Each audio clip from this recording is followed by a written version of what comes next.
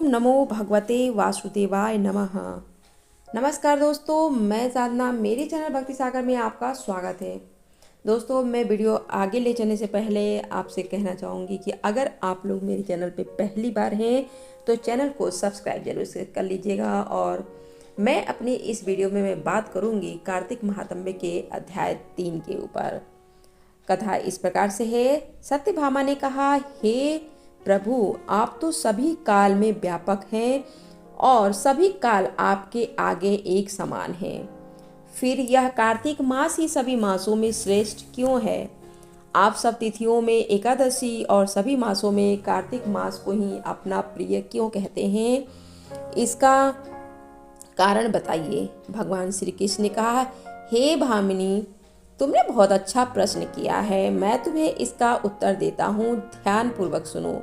इसी प्रकार एक बार महाराज बेन के पुत्र राजा पृथु ने प्रश्न के उत्तर में देवऋषि नारद से प्रश्न किया था, जिसका उत्तर देते हुए नारद जी ने कार्तिक मास की महिमा बताते हुए कहा, हे राजन, एक समय शंख नाम का एक राक्षस बहुत बलवान एवं अत्याचारी हो गया था और उसके अत्याचारों से तीनों लोकों में त्राही माम मच गया था। और शंखासुर ने जो है स्वर्ग में निवास करने वाले देवताओं पे विजय प्राप्त कर इंद्र आदि देवताओं और लोकपालों के अधिकारों को भी छीन लिया था।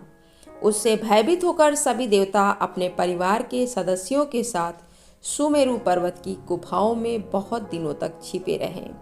तत्पश्चात वे निश्चित होकर सुमेरु पर्वत की गुफाओं में ही रहने लगे।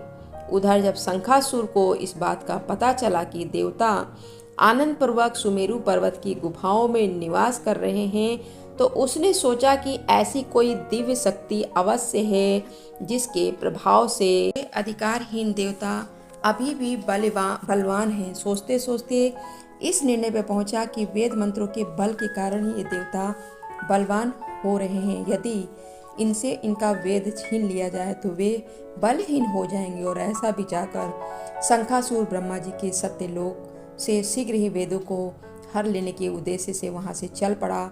और उसके द्वारा जो है वेद ले जाने के भय से उसके चंगुल से सारे देवता वहां से निकल भागे और जल में समा गए। शंखासुर ने वेद मंत्रों तथा बीज मंत्रों को ढूंढते हुए सागर में प्रवेश किया, लेकिन वहाँ पे न तो वेद मंत्र मिला और न ही कोई बीज मंत्र। यह है जब शंखासुर सागर से निराश होकर लौटा, तो उस समय जो ब्रह्मा जी पूजा की सामग्री लेकर सभी देवताओं के साथ भगवान विष्णु की शरण में पहुँचे और भगवान को गहरी निद्रा में जगाने के लिए गाने बजाने लगे। धूप गंध आदि से बारंबार उनका पूजन करने लगे। धूप दीप नैवेद्य आदि अर्पित किए।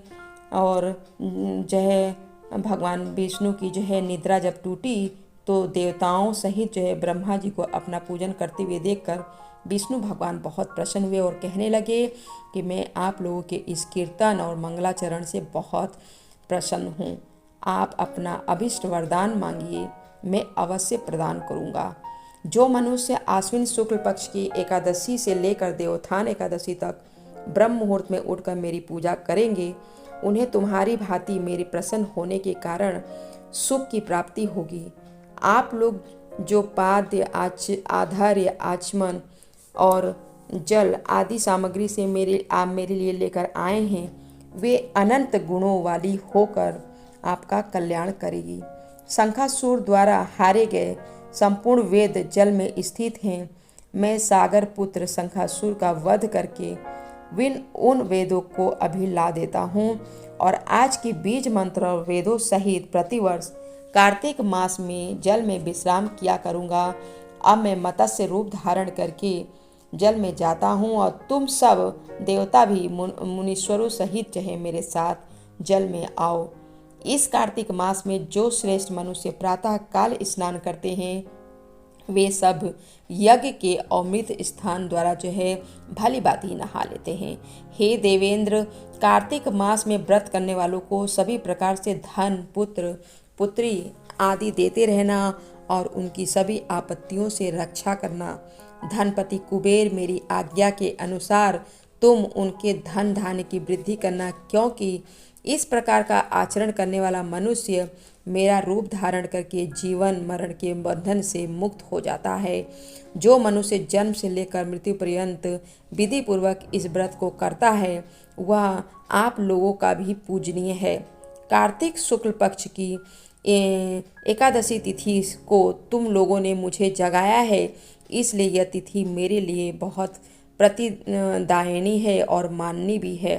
हे देवताओं, यह दोनों व्रत नियम पूर्वक करने से जो है मनुष्य मेरा सानिध्य प्राप्त कर लेते हैं। इन व्रतों को करने से जो फल मिलता है वह किसी अन्य व्रत को करने से नहीं मिलता है।